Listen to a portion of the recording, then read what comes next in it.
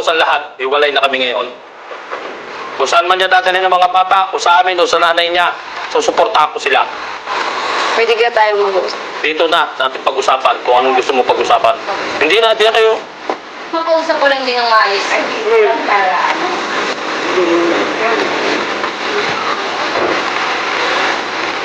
Gusto kitang kausapin, pero ayaw mo. Kaya ako'y pumunta kay si Rafael Tulfo sa pamamagitan ng ganito para mag-usap tayo.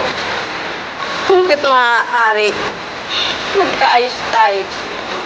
Kung alam naman sa mga anak natin, sana magkaayos na tayo. Hindi na. Kung sustento ng mga anak kong hinihingi mo, bibigay ko. Pero yung magsasama tayo, hindi na. Kuya, yung desisyon mo. Kukuhanin ko lahat ng mga anak ko. Kuhanin mo kung gusto mo.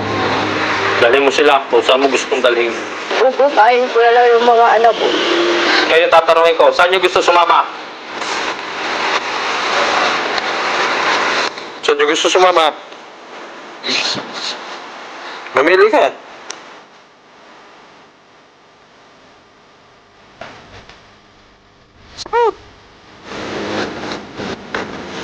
Anong gusto mo, baby? Gusto ko lang po kasi mabuting pamilya namin.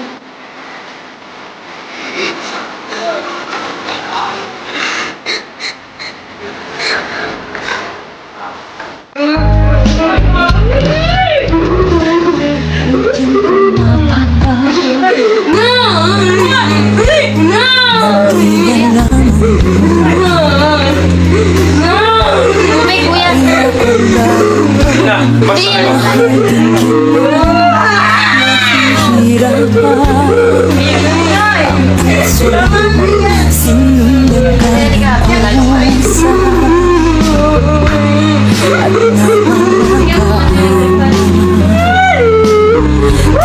Tinalikuran mo ako ng kakalayo.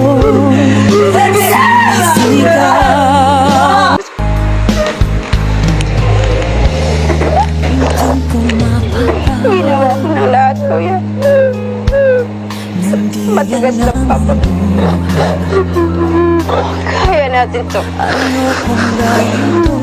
Alam niyo kung gaano ko kamahal ang ama niyo. Alam niyo kung gaano ko kamahal pamilya niyo. Nagkaganito lang si mama. Nang may ginawa kami ng papa.